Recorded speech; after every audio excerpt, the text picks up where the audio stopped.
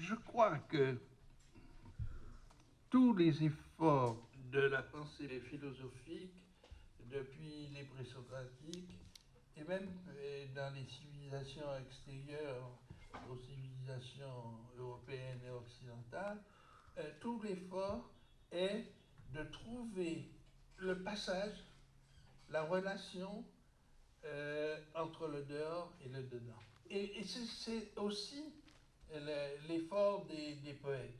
Je me souviens en ce moment d'une formule de Ségalène. L'astre est intime et l'instant perpétuel. Qui est une sorte de résumé de ce que peut être la poésie. C'est-à-dire que du point de vue de l'espace, il y a une équivalence du dehors et du dedans. L'astre est intime. Et du point de vue du temps, il y a une espèce d'équivalence entre l'avant et l'après. L'instant est perpétuel. L'instant est aussi la durée. Et je crois que tout l'effort des philosophies, obscurément, a été d'éclairer ce mystère. Et quand Kant fait les catégories, il essaie de faire ça aussi. Quand il prend des exemples, il dit fermez les yeux et imaginez que. C'est-à-dire, il essaie de mettre en rapport un dedans et un dehors. Ça et c'est cela qui me semble être constituer la beauté de la philosophie et de la poésie. Alors, ceci étant dit, il n'en reste pas moins que les individus comme les communautés vivent dans un espace donné et dans un temps donné. Et c'est pour cela que depuis le XXe siècle, on a inventé la notion, je ne sais pas si on pas inventé, mais enfin on a mis à la mode la notion, je ne sais pas si on peut en trouver des exemples dans les philosophies antérieures, mais la notion de l'espace-temps. Non pas l'espace et le temps, mais l'espace-temps. Ça et c'est une notion, qu'est-ce que vous en pensez? On trouve ça avant le XXe siècle, dans les philosophies, la notion d'espace-temps. Vous pensez? Moi je questionne. Je questionne. Particulier de cette manière-là, mais ma question c'était surtout la manière de penser l'espace aujourd'hui comme espacement plutôt, et de penser aussi plutôt la question du lieu. Oui, non, mais j'allais y venir. J'allais y venir. Mais je prends ce biais de l'espace-temps. Pourquoi? Parce que c'est à partir de ce moment qu'on fait intervenir l'histoire dans l'espace et l'espace dans la mémoire. C'est à partir de ce moment-là que l'espace, et quand vous dites espacement, qu'est-ce que ça veut dire? Ça veut dire le trou qu'il y a entre le dehors et le dedans. C'est ça un espacement. Le trou qu'il y a, l'espèce de chose innommable qu'il y a entre un dedans et un dehors. C'est ça un espacement. Or, ce qui se passe à partir du XXe siècle, c'est que l'historicisation de l'espace et la notion d'espace-temps ont fait que une autre considération du lieu est possible. Le lieu n'est plus seulement un vase, un contenant, ni un décor, comme dans beaucoup de pensées antérieures. Le lieu devient l'enjeu et en même temps l'acteur d'un drame qui intéresse l'espace-temps, c'est-à-dire qui est à la fois qui est spatio-temporel et qui intéresse toutes les données de l'existence d'un individu ou d'une communauté. N'est-ce pas? Donc, le lieu ne peut plus être réduit. À partir de ce moment-là, le lieu ne peut plus être réduit à l'espèce d'utilitarisme que les philosophies traditionnelles lui assignaient, et en particulier à l'utilitarisme nationaliste. C'est-à-dire, le lieu ne peut plus être simplement constituer simplement une nation. L'idée de nation était une idée d'appropriation du lieu, c'est ça, par un individu ou par une communauté. Le 14e est assez moi. Mais aujourd'hui, avec cette espèce d'intrusion du mémoriel dans le paysage et dans l'espace, et d'intrusion de l'espace dans les successions historiques, eh bien, le lieu devient une réalité extraordinairement complexe qui n'a plus les simplicités mécaniques de ce qu'on connaissait avant. On était né là, on vivait là, on mourait là, et quand on allait dans le monde, on exportait ça. Hein, on emporte la batterie à la semelle de ses chaussures, ou on ne l'emporte pas, on exportait ça ailleurs. Il y avait une mécanicité du lieu. Mais maintenant, le lieu est devenu extraordinairement inextricable et compliqué. Ça ne veut pas dire qu'il est dilué, ça ne veut pas dire qu'il n'a plus sa densité. Ça veut dire que notre lieu, quel qu'il soit dans le monde, nous ne pouvons pas en faire le tour, nous ne pouvons pas l'enfermer, nous ne pouvons pas le définir par sa circonférence. C'est ça, il n'y a plus de circonférence. Nous ne pouvons pas le définir par une périphérie. Et par conséquent, le lieu est devenu l'objet ou le sujet d'un drame, ou au bon sens du terme, d'une tragédie au bon sens du terme, qui est la tragédie même de la connaissance, qui est la tragédie même du rapport à l'autre. Et ça, moi je crois que la philosophie ferait une grande,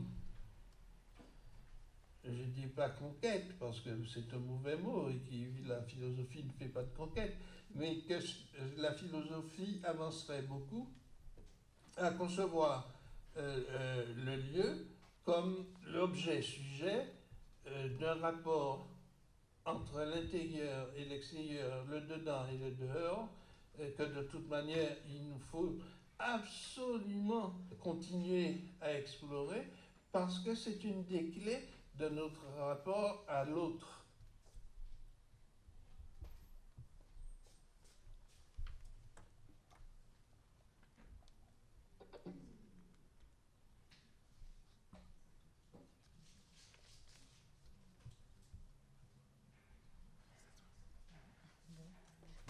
On laisse le verbe d'Édouard Glissant en suspens et on passe à la suite.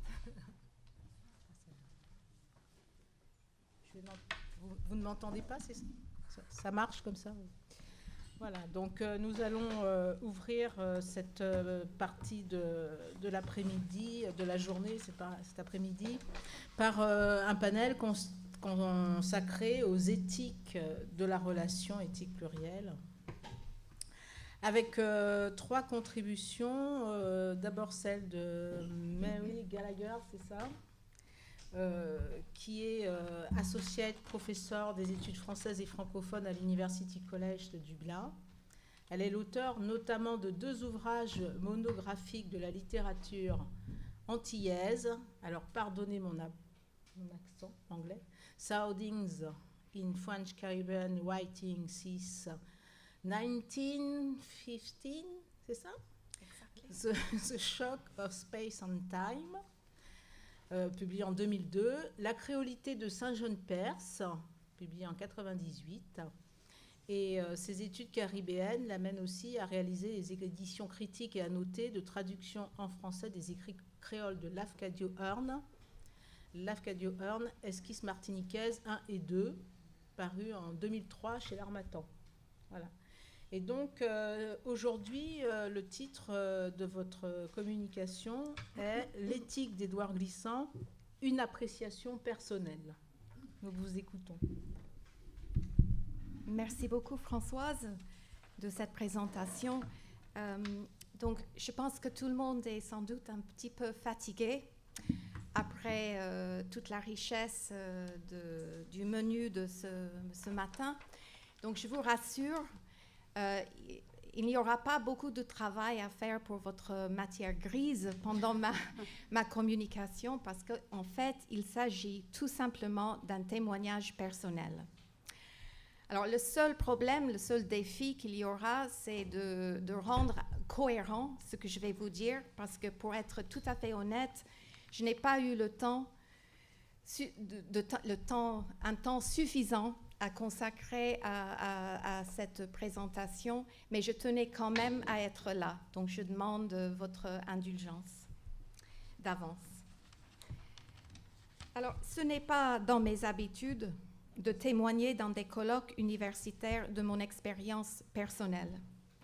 Or, en réalité, ce n'est pas vraiment mon expérience personnelle que je souhaite évoquer devant vous aujourd'hui en tout premier lieu. C'est bien plutôt d'Édouard Glissant que j'entends parler. Et si je tiens à le faire tout en racontant mon expérience personnelle, c'est à cause d'un certain concours de circonstances. Je n'en citerai que 2. Premièrement, la parution de la biographie de François Nudelman. Alors, prise, comme je viens de vous dire, dans plusieurs projets d'écriture vraiment pressants, je n'ai pas pu encore trouver le temps de lire ce livre. J'en ai eu toutefois suffisamment d'écho pour savoir tout d'abord que mon témoignage intéressera à la fois l'auteur de ce livre et ses lecteurs. Et pour savoir aussi que c'est un témoignage que je dois à Édouard Glissant, à qui je dois à mon tour beaucoup. La deuxième circonstance qui m'a poussée à préférer à une intervention véritablement universitaire, portant plus directement et plus exclusivement sur l'œuvre, sur la pensée ou sur l'écriture de Glissant, préférons donc à cela ce témoignage personnel, cette appréciation personnelle sur la disposition et le comportement de l'homme. Cette deuxième circonstance, cette deuxième excuse, si vous voulez, c'est la conjoncture morale de notre ère. L'époque est, comme l'on sait, au déferlement, surtout, mais non pas exclusivement dans le monde, dans le secteur, je devrais dire, du showbiz, d'un grand vague dit global ou mondial de déception et de trahison. Ce vague porte la dénonciation de la sexploitation et du harcèlement moral, ou plutôt du harcèlement moral des femmes par certains hommes de pouvoir. Cela fait un certain temps déjà que ces vagues de dénonciation ont déjà balayé les plages du monde universitaire, dans le monde anglophone du moins. Or, certaines de ces vagues ont éclaboussé, pour ne pas dire terni, voire renversé, comme chacun ici doit le savoir sans doute parfaitement, la réputation d'un ami d'Édouard Glissant, grand poète lui aussi, le Saint-Lucien Derek Walcott. Je ne souhaite pas, bien sûr, partager avec vous mon avis personnel ni sur l'ampleur contemporaine du mouvement #MeToo, ni sur le cas spécifique de Derek Walcott. Je me contente donc d'indiquer qu'il s'agit là du contexte bouleversant qui situe ma réflexion aujourd'hui sur l'éthique d'Édouard Glissant. Il faudrait pourtant que j'ajoute une toute petite précision. Lorsque des artistes, des poètes, des écrivains, et a fortiori de grands artistes, de grands écrivains, de grands poètes, de grands penseurs investissent, ce qui est parfaitement leur droit, des lieux d'études et d'éducation. Des lieux comme l'Université de Paris 8 ou Harvard, l'Université de Louisiane, l'Université d'Oxford, des écoles, des salles de classe. Lorsque l'on leur accorde ce privilège immense et ce pouvoir considérable de représentation auprès des jeunes de tout ce que porte la littérature et l'art, la responsabilité pesant sur eux est multipliée, approfondie, à mon sens, de manière exponentielle. Et l'abus de ce privilège, de cette responsabilité, devient du coup doublement destructeur par rapport à d'autres contextes de trahison, comme le showbiz. Je ne sais pas, à vrai dire, comment de vrais croyants en littérature, des étudiants ou des étudiantes de foi, se remettraient d'un tel choc, d'une telle déception, d'une telle désillusion. Et là, je ne parle pas uniquement, bien sûr, de la sexploitation, du harcèlement moral. Je parle de l'éthique en général. C'est dans ce contexte donc que je souhaite partager avec vous le souvenir que je garde des 3 moments, certains moments, des moments assez longs, que j'ai passés dans la présence d'Édouard Glissant. Pour commencer, j'essaierai de retrouver la perspective de la jeune femme de 29 ans, je vous dis mon âge là, de 29 ans, qui a soutenu en juin 1988, donc il y a très exactement 30 ans, une thèse de nouveau doctorat, ici même à Paris 8. Je ne me rappelle plus du tout si c'est moi ou si c'est mon directeur de thèse, Henri Méchonic, qui a eu l'idée de demander à Édouard Glissant de présider mon jury de soutenance. J'avais écrit une thèse sur la poétique de la différence chez Saint John Perse. Voilà. Ce qui est certain, c'est que Henri Méchonic a demandé à Édouard Glissant s'il serait d'accord pour faire le nécessaire. Et il m'a passé ensuite l'adresse de Glissant pour que je lui fasse parvenir le pavé, ma thèse, 1 mois ou 2 avant la soutenance. Je me souviens très bien de l'expédition à partir de Dublin par DHL en Martinique ou en Guadeloupe chez un certain Émile Yoyo, qui était connu de moi, bien entendu, comme l'auteur de la mémorable étude sur Saint John Perse, qui s'intitule Saint John Perse et le conteur. Arrivée moi-même à Paris pour la soutenance, je ne me rappelle plus dans quelles circonstances j'étais munie, en tout cas des coordonnées de Glissant, près de Saint-Germain-des-Prés, place de Fürstenberg, je pense, où il habitait à l'époque, quand il était à Paris. On est en juin 1988. Je lui téléphone, je me souviens de ce court coup de fil comme si c'était hier. Glissant me donne rendez-vous sur la terrasse, la partie couverte, des 2 Magots, face à l'église de Saint-Germain-des-Prés. Il souhaite, me dit-il au téléphone, il souhaite me parler un petit peu de ce qu'il va me dire lors de la soutenance. Enfin, c'est du moins ce qu'il m'a dit au téléphone. En réalité, bien sûr, il voulait faire ma connaissance dans le quartier là, à Saint-Germain-des-Prés. Il voulait me mettre à l'aise, il voulait m'apaiser. C'était manifestement son intention. Il m'a demandé si je saurais le reconnaître avant de me fournir un autoportrait sommaire. Il me dit qu'il est très grand, qu'il est bien noir, et est-ce qu'il aurait ajouté « et avec ça, bel homme ». Je pense que oui. En tout cas, il a fait de l'humour, et je suis allée vers ce rendez-vous sur la terrasse du café en toute sérénité. Édouard Glissant m'attendait, en fait, au café. Il avait écrit 2 pages de notes à la main qu'il m'a passées ce jour-là, à la veille donc de ma soutenance. Je vais vous montrer ces 2 feuilles tout à l'heure. Et ça sera la plus belle partie de ma communication, je vous assure. Nous avons dû parler de la soutenance, mais j'ai complètement oublié cette discussion-là. Je me souviens parfaitement, par contre, de la façon tout à fait passionnée dont il m'a parlé du fait qu'il allait partir travailler à Bâton Rouge, dans l'univers qui était, m'a-t-il dit, son terrain de prédilection, l'univers des plantations. Il a évoqué, je pense surtout, William Faulkner à cet égard.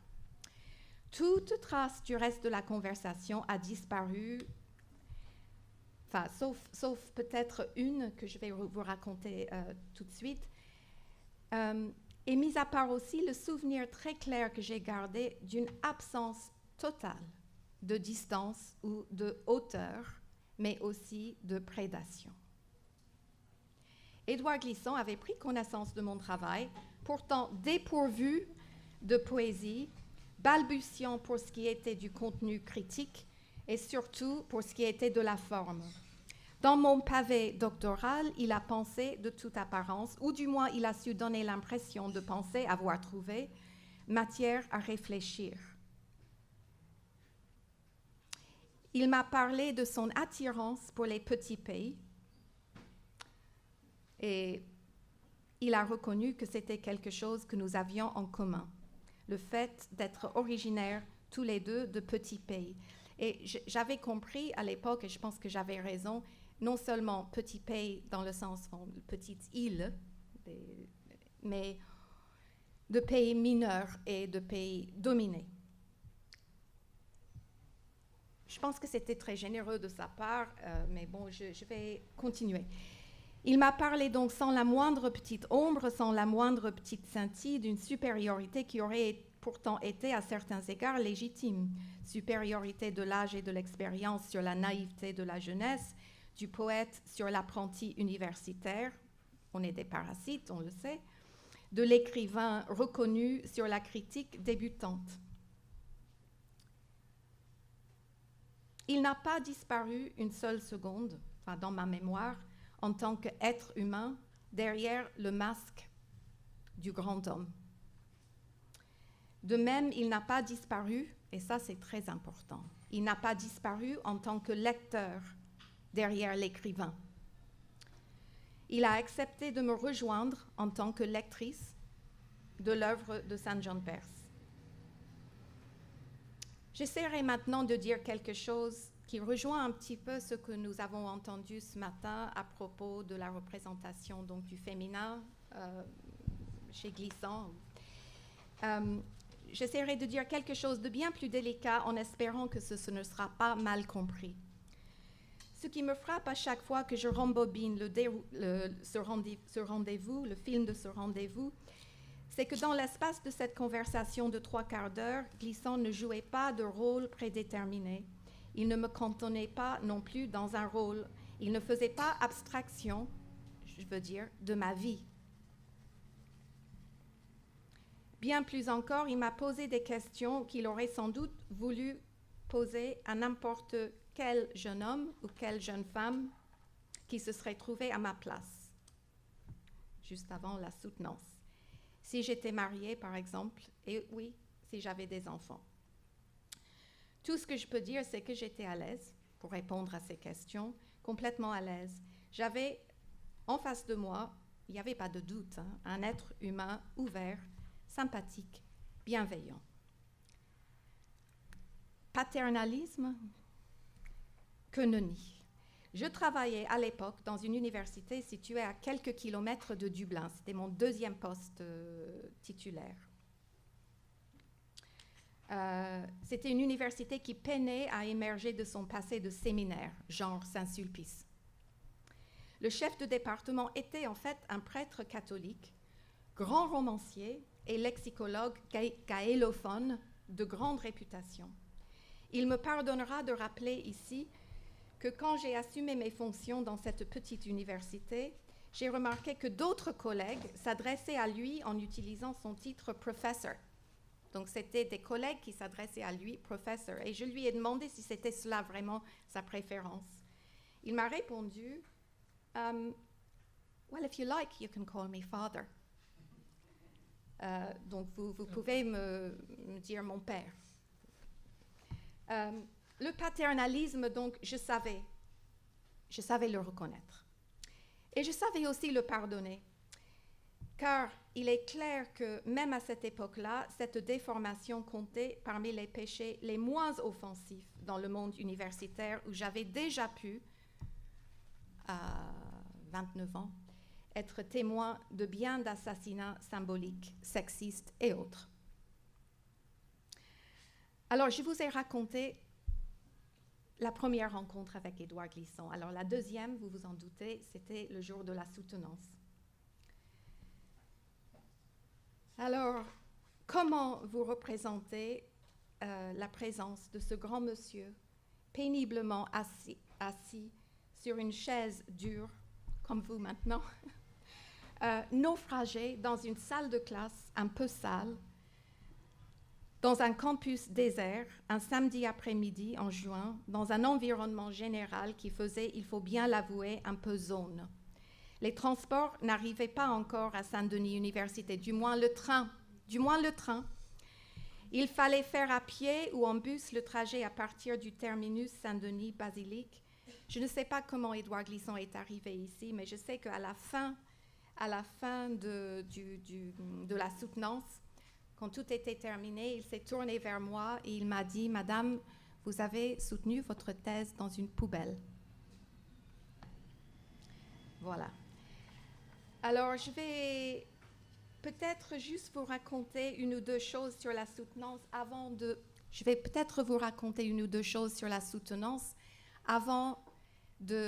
je vais essayer donc de vous restituer un petit peu la présence, la teneur de la présence d'Édouard Glissant lors de la soutenance. Et ensuite, je vais vous montrer les feuilles qu'il m'avait données à la veille de la soutenance.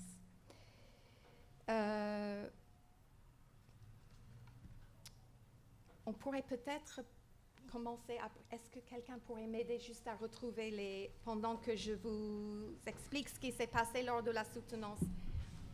Donc,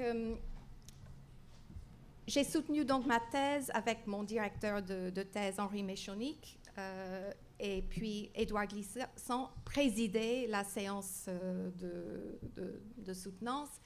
Et puis, il y avait deux spécialistes de l'œuvre de St. John Perse. C'était deux femmes. Une était prof.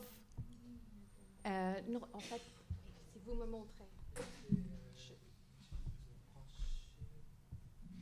Je pense que c'est là la clé. C'est poste de travail. Voilà.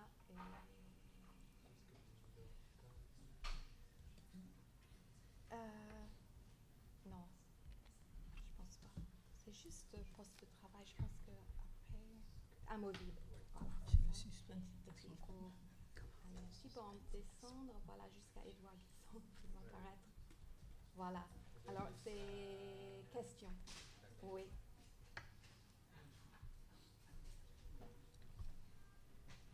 Voilà, c'est parfait, je vous remercie. C'est bon. Moi, je peux. Oui, c'est bon. Je pense que tout le monde peut voir. Donc, je vais peut-être juste. On va peut-être juste lire les questions. Juste avant, je vais vous expliquer que les deux spécialistes de St. John Perse n'étaient absolument pas impressionnés par ma thèse. Elle était, selon elles, et elles avaient parfaitement raison, criblée de fautes. Criblée de fautes, d'expressions. Et puis, un des grands reproches qu'elles m'ont fait, c'était de critiquer l'œuvre de critiques vraiment éminents en les appelant par leur patronyme, en ne pas mettant également leur prénom. Donc, une sorte de crime de lèse-majesté pour la deuxième critique. Et Édouard Glissant, c'était une de ces femmes, je pense qu'elle était en poste à Paris 7 à l'époque, ensuite à Caen, et l'autre à Paris 3. Mais bon, je vais en parler un tout petit peu après pour dire quand même les circonstances exténuantes pour elle. Édouard Glissant, il a pris ma défense. En fait, il était président du jury, mais à la fin, il ne voulait parler que vraiment de la poétique, de Saint-Jean-Perse, il voulait me poser de vraies questions qu'il avait notées en fait avant la soutenance. Et il avait dit que selon lui, il y avait plusieurs langues françaises et que ce qui était important, c'est ce qu'on disait, non pas le style. Il y aurait plus à dire là-dessus, mais je lui en savais gré au moment même quand même de sa défense. Donc j'aimerais bien juste lire avec vous les questions d'Édouard Glissant. Je devrais peut-être ajouter, parce que je n'aurai pas le temps de l'évoquer plus tard, que Glissant avait accepté 10 ans plus tard d'écrire la préface à mon livre sur Saint-Jean-Perse, la créolité de Saint-Jean-Perse. Et ce n'est pas moi qui lui ai demandé ça à nouveau, c'était le directeur de la collection Les Cahiers de Saint-Jean-Perse chez Gallimard qui lui a demandé de faire cela. Il l'a fait avec une grande élégance, bien sûr. Je crois que je ne l'ai jamais remercié, à ma grande honte. Et en fait, j'ai été dans sa présence 3 fois. Je n'ai jamais communiqué avec lui par lettre, indirectement. Donc, je repaie un petit peu maintenant, aujourd'hui, la dette. En rendant public ces 2 feuilles. C'est juste 2 feuilles. Donc, l'énonciation chez Saint-Jean-Perse n'est-elle pas plutôt qu'une technique de la représentation, une tentative d'absolu quantatif, une tentative de totalisation du divers, par quoi le poète échapperait aux ambiguïtés de la qualification, c'est-à-dire de la définition de soi par rapport à l'autre. Mais s'il en est ainsi, ne pourrait-on dire qu'il y a chez Saint-Jean-Perse une contradiction, car chaque élément du divers n'intervient à plein dans la totalité que dans la mesure où il porte en lui sa qualité. Il me semble alors que l'énonciation chez Perse tend à raturer cette qualité propre en ne visant que la pure totalité quantitative et de représentation et non la force de relation.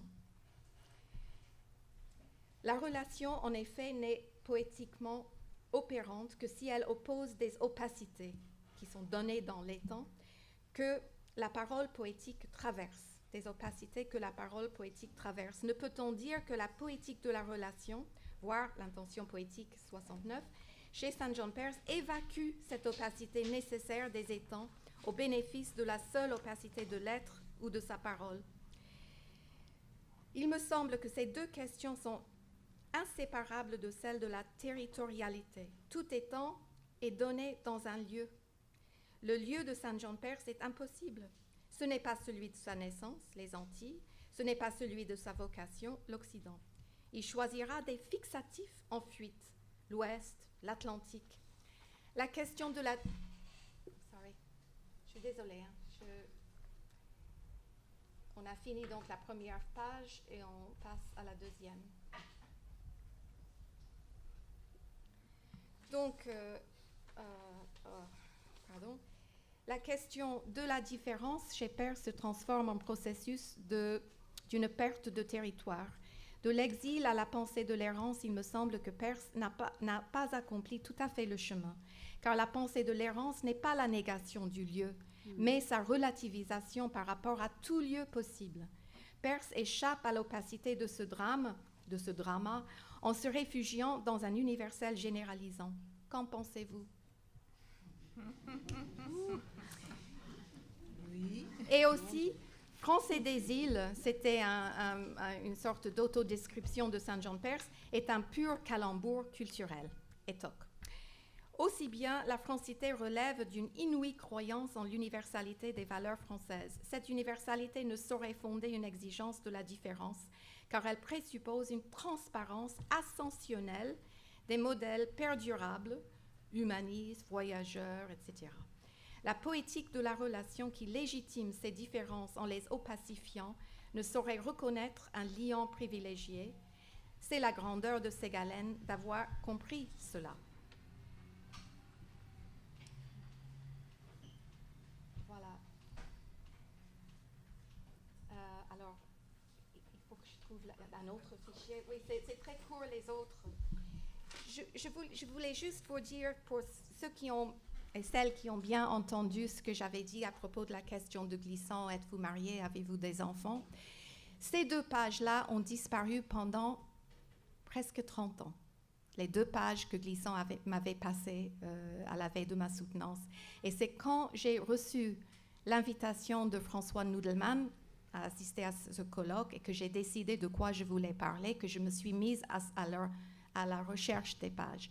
J'ai touché chaque page que je possède, chaque feuille volante que je possède, et il doit y en avoir des milliers, dans mon bureau, à la maison, mais partout pour chercher ces 2 pages-là. J'ai fini par les trouver dans un grand carton que j'avais déménagé chez une tante qui était partie en maison de retraite en attendant de vendre sa maison. Et un jour, il y a 10 jours, très précisément, il y a 10 jours, je cherchais les 2 pages d'Édouard Glissant parce que je me disais, après tout, elles pourraient être dans ce carton, bien que je n'avais pas grand espoir. Je les ai trouvées glissées dans une pochette avec les échographies, les photos des échographies de mes grossesses. Alors, je ne sais pas pourquoi elles se trouvaient là, mais c'était là que je les ai trouvées. Donc,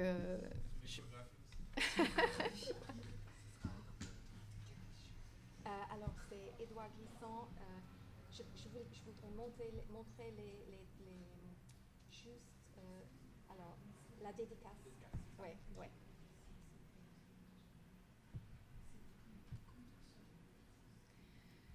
Alors, donc, le troisième moment que j'ai passé dans la présence d'Édouard Glissant, c'était au moment du colloque d'Oporto, qui a eu lieu en 1990. Et donc, j'avais présenté une communication sur Glissant qui comparait sa pensée à celle d'Emmanuel Levinas. C'est à ce moment-là que Glissant a présenté aussi son nouveau livre, Poétique de la relation, et il me l'a dédicacé. J'espère que c'est lisible. Si ce n'est pas lisible, je peux vous le lire parce que je connais par cœur. C'est Poétique de la relation à Mary Gallagher, en l'honneur de Saint John Perse, notre commun souci. Point d'exclamation. Très amicalement, Édouard Glissant. Voilà. Et je voulais juste vous raconter une petite chose sur ce colloque. J'avais donc présenté ce que je pensais être les convergences entre la pensée d'Emmanuel Levinas, sa pensée de l'étang, son éthique de l'étang, et la poétique de la diversité chez Édouard Glissant. Et je ne sais pas pourquoi, mais il y a un monsieur spécialiste d'Édouard Glissant que ma communication a enragé. Et à la fin de la séance, il a commencé à me dire que ma communication n'était absolument pas possible. Est-ce que j'avais lu ceci? Est-ce que j'avais lu cela? Et puis, en fait, j'avais lu les livres et je ne comprenais pas très bien pourquoi il était si remonté. Mais cela a dû toucher un nerf et puis il était vraiment comme un rouge-gorge qui était vraiment furieux. Et pour calmer un petit peu sa colère, le président de séance s'est tourné, bien sûr, à pauvre Édouard Glissant et lui a demandé ce qu'il en pensait. Et Édouard Glissant a répondu très brièvement, de manière très lapidaire, pour dire que ce n'était pas à lui de dire ce n'était pas à lui de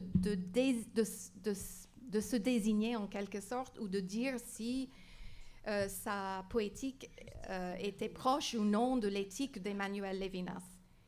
Mais ce qu'il voulait dire, c'est que si il y avait une relation de convergence entre sa pensée à lui, sa poétique à lui et l'éthique d'Emmanuel Levinas, que ce serait bien sûr tout à son honneur. Et j'ai trouvé cette réponse magnifique parce que je pense que je suis presque aussi admirative de la pensée d'Emmanuel Levinas que je le suis de la pensée d'Édouard Glissant. Mais avec Édouard Glissant, j'ai quand même aussi connu un tout petit peu l'homme. Et je pense que ce que je voudrais dire aujourd'hui, c'est que l'homme, ce que j'ai découvert dans ces 3 moments, c'était que l'homme était largement à la hauteur de sa poétique, que son éthique est largement à la hauteur de son écriture. Et j'aimerais finir, parce que je pense que ça lui plairait, j'aimerais finir par quelques mots en gaélique, et je vais lui dire yesh de goro ahanam jilash. Ça veut dire, il est difficile à traduire, mais ça veut dire qu'il soit assis, que son âme fidèle soit assis à côté de Dieu. Voilà.